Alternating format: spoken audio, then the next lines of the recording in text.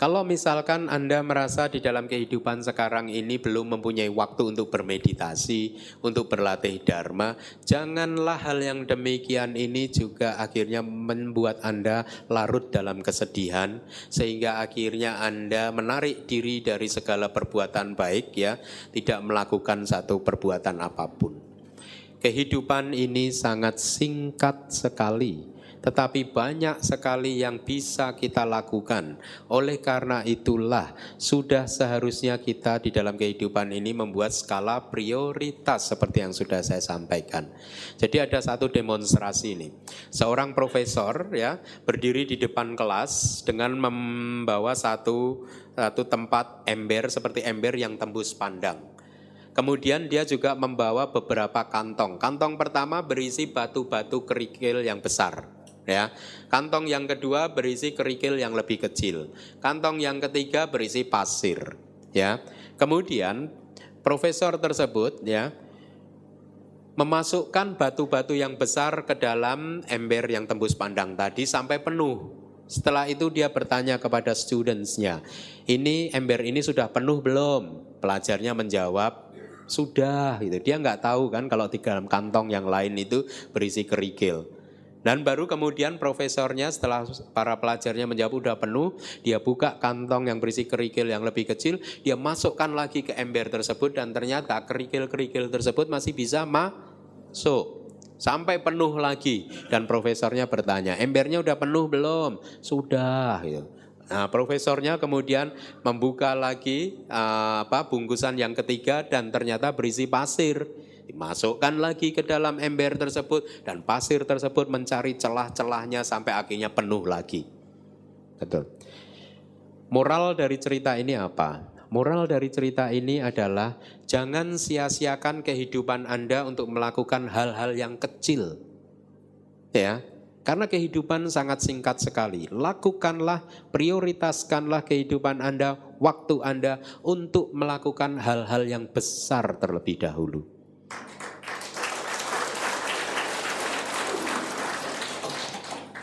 Ceritanya akan menjadi lain kalau profesor tersebut memasukkan pasir terlebih dahulu ke dalam ember tadi, betul? Sampai penuh. Pada saat embernya udah penuh oleh pasir, maka kerikil-kerikil batu besar yang lain bisa masuk enggak? Enggak bisa. Kalau Anda menghabiskan kehidupan Anda hanya untuk melakukan hal-hal yang kecil, maka kehidupan Anda akan habis. Tidak ada ruang lagi untuk melakukan hal-hal yang besar. Betul. Pakailah skala prioritas di dalam kehidupan Anda. Hal-hal yang penting yang harus Anda lakukan, lakukanlah. Hal-hal besar itu apa saja sih? Seperti yang kemarin di beberapa hari yang lalu sudah saya sampaikan. Suami Anda, istri Anda, anak Anda, orang tua Anda, kakek nenek Anda, saudara-saudara Anda. Semuanya ini adalah orang-orang penting di dalam kehidupan Anda.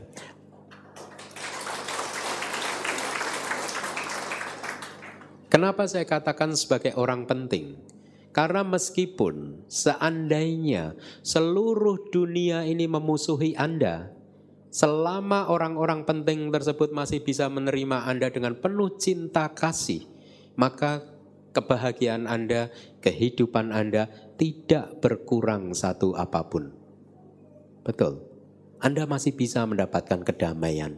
Anda masih bisa mendapatkan kebahagiaan.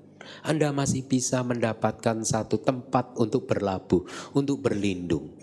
Oleh karena itu, Anda sekarang tahu bahwa mereka adalah orang-orang yang penting. Karena mereka adalah orang-orang yang penting, maka mereka adalah orang-orang yang pantas untuk menerima perhatian Anda. Mereka adalah orang yang paling pantas menerima perhatian Anda, menerima ucapan-ucapan apresiasi dari Anda, menerima segala hal yang baik dari Anda. Tetapi seringkali manusia di dalam kehidupannya melakukan hal-hal yang tidak penting. Melakukan hal yang tidak penting itu apa sih? Meniti karir. Meniti karir di dalam satu pekerjaan apapun untuk mendapatkan kekayaan sampai melupakan orang-orang yang penting. Ini ibaratnya adalah Anda mengisi ember tadi dengan pasir. Sehingga Anda sudah tidak ada waktu lagi untuk orang-orang yang penting tadi. Karir penting sekali, mendapatkan rezeki yang banyak itu sangat bagus. Tetapi ingat, buat apa Anda mendapatkan rezeki yang bagus, yang banyak tersebut selama Anda tidak bisa memanfaatkannya bersama dengan orang-orang penting tadi? Kenapa sampai harus waktu Anda tersita hanya untuk mengejar satu hal, kekayaan atau apapun, dan akhirnya orang-orang penting tadi akhirnya tidak terperhatikan, ya. Ada satu cerita. Cerita ini adalah cerita tentang seorang laki-laki yang sudah menikah selama 15 tahun, ya. Dan dia juga baru mempunyai satu anak yang berumur 10 tahun. Pada suatu malam, istri dia berkata kepada suaminya, "Pak, cobalah kamu telepon perempuan itu. Saya yakin perempuan itu sangat menyayangi papa. Selama ini perempuan tersebut jarang sekali papa perhatikan. Cobalah luangkan waktu, ajak perempuan tersebut nonton film atau apapun. Karena dia pasti mencintai papa." Perempuan yang dimaksud istrinya adalah mama mertuanya.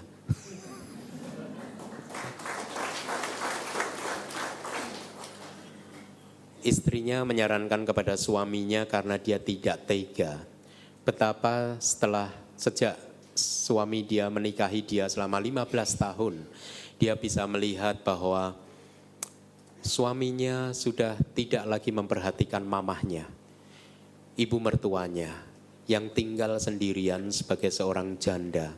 Mama mertuanya sudah menjanda selama lebih dari 10 tahun. Dan selama itu pula lah suaminya sangat kelihatan bahwa dia tidak memperhatikan mamahnya. Meskipun suaminya tidak mempunyai satu pikiran yang buruk, dia selalu saja beralasan bahwa waktu di dalam kehidupannya habis karena dia sibuk untuk meniti karir di kantor, sibuk untuk mengurus pekerjaan dan lain sebagainya. Sibuk juga untuk mengurus anak istrinya. Jadi dia tidak mempunyai waktu lagi untuk berkunjung ke rumah mamahnya yang tinggal seorang diri. Mendengar saran istrinya yang sangat bagus tersebut, akhirnya sang suami malam itu juga telepon mamahnya. "Ma, apa kabar ma?" Ya, "baik nak," gitu. Mama nanti hari Sabtu malam minggu ada acara enggak?" "Enggak, mama biasanya di rumah terus." "Kalau enggak ada acara kebetulan sekali ma, nanti malam minggu saya ajak mama ya makan malam bersama ya." "Ya, saya sendirian aja, jadi kita berdua aja makan malam gitu. Saya juga nggak ngajak anak, nggak ngajak istri, jadi kita berdua aja makan malam bersama." Mamahnya rupanya adalah dari jenis manusia yang gampang kaget dan juga sering berpikir terlalu jauh, melihat atau mengetahui bahwa anaknya tiba-tiba menelpon dia setelah bertahun-tahun tidak pernah nelpon. Ini pasti ada apa-apa. Dia langsung bertanya, "Kamu sehat kan nak? Kehidupan kamu baik-baik aja kan? Rumah tangga kamu baik?" Enggak ada apa-apa kok. Saya cuma kangen aja sama mama." "Baiklah kalau gitu, nanti hari Sabtu mama tunggu ya." "Baik mah, saya akan jemput mama." Nah, singkat cerita, pada malam minggu tersebut sang anak menjemput mamahnya di rumah mamahnya. Rumah ini pada saat dia memarkir mobilnya memasuki halaman rumah mamahnya, memori dia melayang ke masa lalu. Dia ingat betapa dia dulu menghabiskan masa kecilnya, masa mudanya, masa remajanya di rumah ini. Dia lahir di rumah ini. Semua ingatan-ingatan masa lalu mendadak muncul kembali. Semua kebahagiaan yang sudah pernah dia lalui bersama papa dan mama di rumah ini muncul kembali. Untuk sesaat dia merasa ragu-ragu. Setelah keluar dari mobilnya, ada perasaan canggung, ada perasaan keraguan dari dia yang menghalangi dia untuk segera membuka pintu rumah mamahnya. Tetapi dengan mengumpulkan segenap tenaga dan kekuatan, akhirnya dia membuka pintu rumah. Rumah yang telah memberikan dia kebahagiaan sejak dia lahir di dalam kehidupan dia sebagai manusia kali ini. Pada saat dia membuka pintu tersebut, dari kejauhan dia melihat mamahnya sedang berdiri tegak tertegun. Mamahnya melihat ke arah dia tanpa mampu mengucapkan sepatah dua patah kata pun. Dia melihat mamahnya tergetar. Mungkin dia merasakan bahwa sudah bertahun-tahun mereka berdua jarang bertemu. Sang mamah malam hari itu mengenakan gaun yang sangat indah sekali. Rambutnya disusun sedemikian rupa dengan sangat anggun sekali. Dia mengenakan gaun untuk merayakan pesta perkawinan mama dan papahnya yang terakhir kalinya sebelum papahnya meninggal dunia. Dia kenakan gaun yang istimewa tersebut, membuat dia merasa berbesar hati. Dia tahu bahwa mamahnya menganggap malam ini adalah malam yang sangat istimewa, sehingga membuat dia akhirnya memilih gaun yang istimewa juga. Untuk sesaat mereka hanya saling berdiri bertatap pandang tanpa ada sepatah kata pun keluar dari mulut mereka berdua. Sampai akhirnya sang mamah memecah keheningan tersebut dan berkata, "Kamu udah siap, Nak? Kalau udah siap mari kita berangkat." "Oh iya, Mah, mari kita segera berangkat." Akhirnya mereka berdua menuju ke mobil dan di dalam perjalanan menuju ke restoran, sang mama tidak henti-hentinya mengungkapkan kebahagiaannya. "Kamu tahu nggak, Nak? Sejak kamu ingin jemput mama malam ini ya, saya cerita lo sama sahabat-sahabat mama. Tahu nggak, nanti malam minggu saya mau makan malam lo sama anakku satu-satunya." Semua sahabat-sahabatku sangat antusias. Mereka ingin tahu cerita apa yang terjadi pada malam hari ini. Mereka ingin mendengar kebahagiaan apa yang kita alami berdua. Sang anak tidak menjawab apapun. Dia hanya merasakan satu kebahagiaan bercampur kepedihan yang luar biasa. Kepedihan betapa selama ini dia telah berlaku bodoh. Sejak menikah dia jarang sekali memperhatikan mamahnya yang hidup menjanda seorang diri. Sampailah mereka berdua ke restoran yang sudah mereka sepakati. Dan mamahnya berkata pada anaknya, "Nak, kalau kamu setuju, mari kita pilih tempat yang yang di ujung sana saja, di pojokan, di mana tidak banyak orang di sekeliling kita. Mama benar-benar ingin menikmati malam ini berdua bersama kamu saja. Mama kangen sekali." "Baiklah, Ma." Akhirnya mereka berdua memilih tempat di pojokan, ya, di pojok restoran tersebut. Kemudian sang anak membaca menu makanan untuk mamahnya. "Mama, biar saya aja yang baca menu makanan, mama mau makan apa?" Tanpa disadari pada saat sang anak sedang membuka menu makanan, mamahnya memperhatikan dia terus. Sampai satu saat, pada saat dia melihat ke arah mamahnya, dia bisa melihat bahwa mata mamahnya berkaca-kaca. Ada air mata di sana, air mata keharuan, air mata cinta kasih seorang mamah kepada anaknya. Kemudian mamahnya berkata, "Kamu ingat gak, Nak?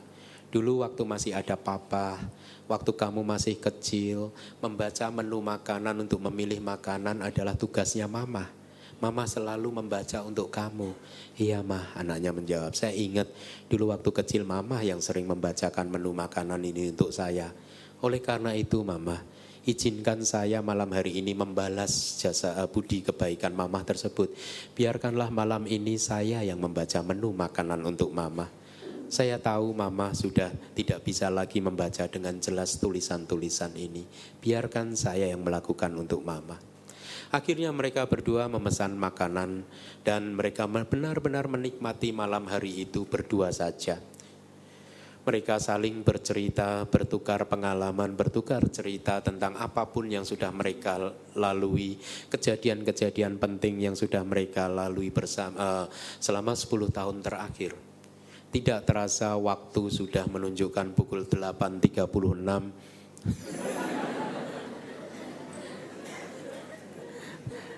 Dan sebenarnya ini adalah waktu di mana saya harus berhenti. Tetapi karena ceritanya ini belum berhenti, masih mengharukan. Oleh karena itu, izinkan saya 10 menit lagi untuk meneruskan cerita ini.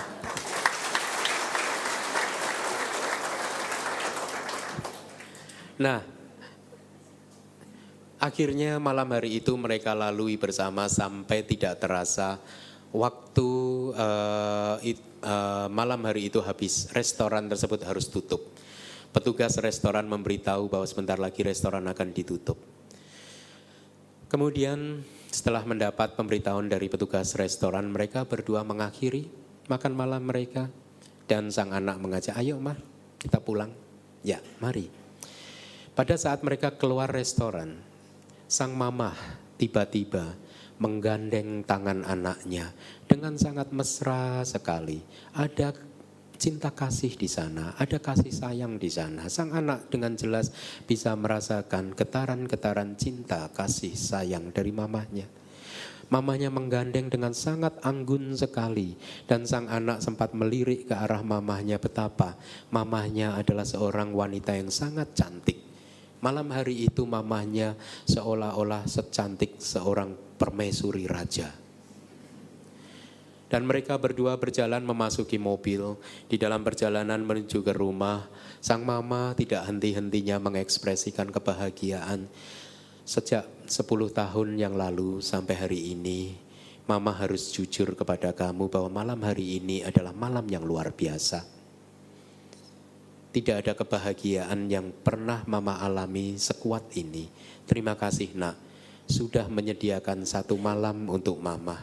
Meskipun kamu sibuk, meskipun mama tahu bahwa waktu kamu habis untuk urusan pekerjaan anak istri kamu. Tetapi mama berterima kasih bahwa malam hari ini kamu mau meluangkan malam yang spesial untuk mama. Untuk itu anakku, kalau memang kamu tidak sibuk, kalau memang kamu ada waktu, mama ingin mengundang kamu malam minggu depan. Kalau kamu mau malam minggu depan kita makan berdua lagi ya. Tapi kalau misalkan kamu ada acara dengan anak istri kamu ya nggak apa-apa. Biar mama makan aja nanti di rumah sendirian seperti biasa. Nggak masalah. Jangan merasa terpaksa menerima undangan mama. Tentu saja sang anak tidak bisa menolak undangan dari mamahnya tersebut. Dan dia menjawab, enggak mak, malam minggu besok saya enggak ada acara kok. Anak istri juga bisa ditinggal di rumah. Jadi nanti saya jemput lagi ya jam yang sama. Terus kita mau makan di mana? Ya kalau bisa kita makan di restoran yang sama, di tempat yang tadi gitu. Baik, nanti saya jemput. Hari demi hari berganti. Hari Minggu, hari Senin, hari Selasa, sang anak sudah tidak sabar lagi untuk menunggu sampai hari Sabtu. Pada hari Jumat, sehari sebelum hari yang dijanjikan, tiba-tiba dia mendapat telepon dari istrinya yang memberi kabar bahwa mamahnya meninggal dunia terkena serangan jantung mendadak. Tiba-tiba dunia serasa runtuh. Kebahagiaan yang sudah di depan mata menjadi buyar, menjadi lenyap, menyadari betapa kesempatan untuk mengajak mamahnya ke restoran sudah tidak ada lagi. Menyadari betapa keinginan untuk membahagiakan mamahnya sudah tidak ada lagi. Menyadari betapa selama 10 tahun terakhir ini dia telah melakukan banyak kebodohan. Dia telah menjadi manusia yang sedemikian egoisnya, hanya memikirkan dirinya sendiri, hanya memikirkan anak istrinya, tanpa pernah sebersit pun terpikir bagaimana dia membahagiakan mamahnya yang sudah menjadi seorang janda. Dia pun kemudian menangis sejadi-jadinya. Di dalam perjalanan menuju ke rumah mamahnya, dia tidak kuasa menghentikan tangisnya. Sesampai di rumah mamahnya, dia mendapati tubuh mamahnya sudah terbujur kaku. Kemudian istrinya mencoba menghibur dia, dan dia menyampaikan surat dari mamahnya di dalam satu amplop yang dilem sangat rapi sekali. Secepat kilat dia segera membuka amplop tersebut. Dan di dalam amplop tersebut ada tulisan tangan mamahnya. Tulisan tangannya yang berbunyi, anakku, saya sudah memesan tempat di restoran tersebut untuk kita berdua hari Sabtu malam besok.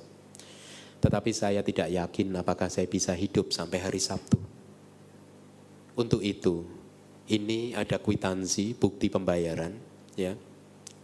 Kalau mamah tidak bisa bertahan sampai hari Sabtu, silahkan pakai tempat itu buat kamu dan istri kamu untuk makan berdua. Bahagiakanlah istri kamu. Bahagiakanlah istri kamu seperti kamu membahagiakan mama malam minggu kemarin. Kamu tidak akan pernah tahu betapa bahagianya mama malam hari itu. Oleh karena itu, mama juga pengen kebahagiaan yang sama bisa dirasakan oleh istri kamu. Membaca surat tulisan tangan dari mamahnya membuat dia menangis makin menjadi-jadi. Tertutup sudah kemungkinan untuk membahagiakan mamahnya. Tertutup sudah kemungkinan untuk memeluk mamahnya. Tertutup sudah kemungkinan untuk mencium pipi mamahnya. Semuanya sudah hilang. Sudah tidak ada lagi kesempatan. Penyesalan selalu datang terlambat. Oleh karena itu, kalau Anda masih mempunyai orang tua, bahagiakanlah mereka. Cintailah mereka seperti mereka mencintai Anda. Kalau perlu, besok malam.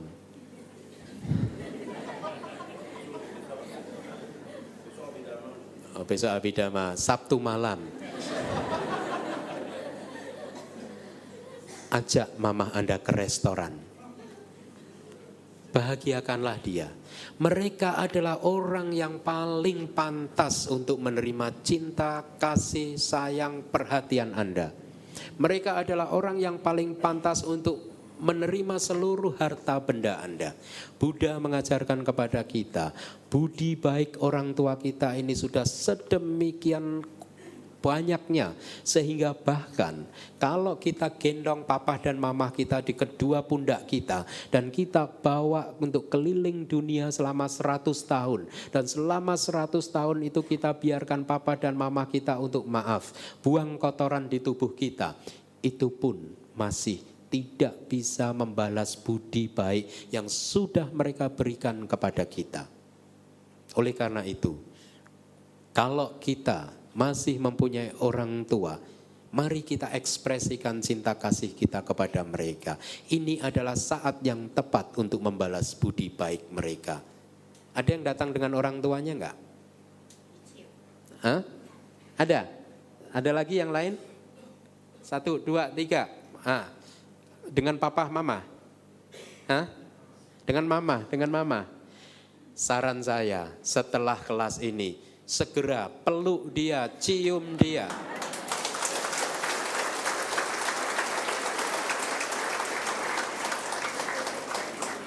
Gandeng dia dan katakan I love you kepada dia.